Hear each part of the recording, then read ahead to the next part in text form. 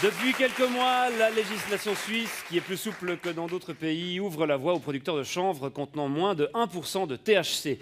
Le cannabidiol, ou CBD, c'est son nom, se trouve sous différentes formes et se vend désormais partout en Suisse, sur Internet et dans les kiosques.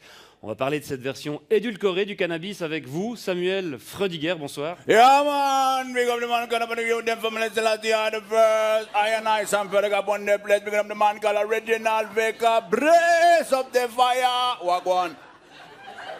Pardon? Ouais, ça veut dire bonsoir à Kingston. D'accord. Alors vous êtes un consommateur régulier de cannabis, vous êtes aussi membre d'un groupe de reggae suisse, Yeah, Brada Framanada Mada. Brother from another mother, man. C'est quand tu es frère, tu es brother, mais tu n'as pas la même maman, man. Brother from another mother, brother from another mother, brother from another mother. Brada Framanada Mada. Vous êtes c'est ce groupe dans lequel vous jouez, avec lequel vous voyagez souvent Yeah, man. en Jamaïque. Bra. C'est ça. Alors tout d'abord, qu'est-ce que vous pensez de ce boom du CBD? Un boom qui a commencé en août dernier lorsqu'un fabricant chafouzois a obtenu pour la première fois une autorisation d'en vendre. Man, moi je trouve c'est rigolo de voir les clients qui vont acheter une ou deux têtes de weed comme si c'était des chiclettes. Mais il faut dire c'est Baba et c'est Bobo et c'est Babylone. Babylone, c'est la société qui est décadente et il les encourage à vendre ces produits qui sèment la panique, man. Ouais, la panique, notamment chez les forces de l'ordre, Yeah, man. qui font face à un nouveau casse-tête. Yeah, man. Yeah, man. Les pauvres policiers, man, ils peuvent pas faire la différence entre le CBD et la CNC, man. Là. La sensimilia, man. La ganja, la weed, la marijuana, la kaya, man, whatever. D'accord, parce qu'il est vrai qu'en apparence, le cannabis légal ressemble à s'y méprendre à son cousin. Les pauvres petits boys de police, man. Ils peuvent pas faire la différence, man. Il faut qu'ils aillent goûter le produit. Alors imagine, man, le pauvre policier, man. Excusez-moi, vous pouvez me présenter vos papiers à rouler d'identité.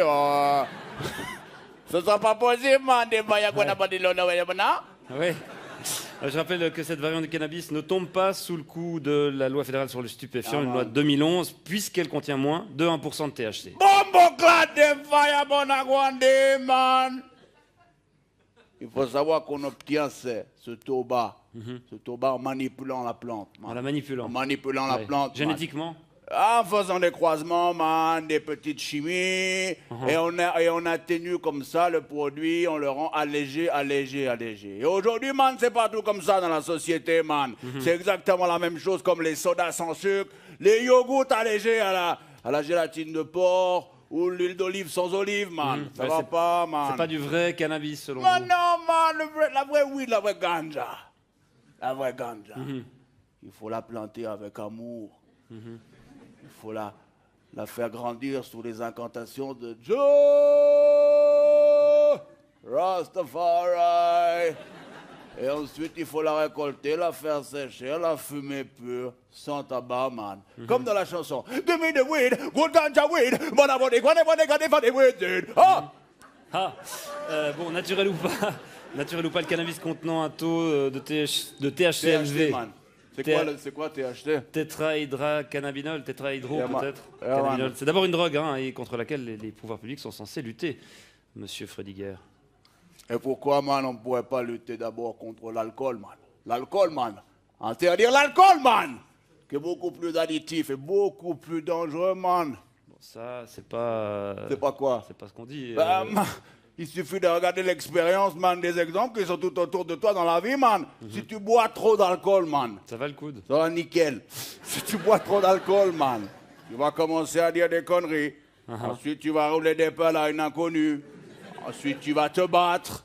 Ensuite, tu vas te retrouver tout nu dans la rue. Le sgeg galère.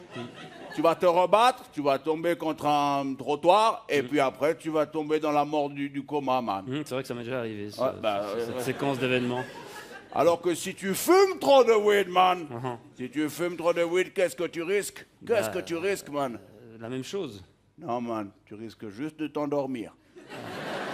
Et au pire, man, de lâcher une ou deux petites caisses, vite fait.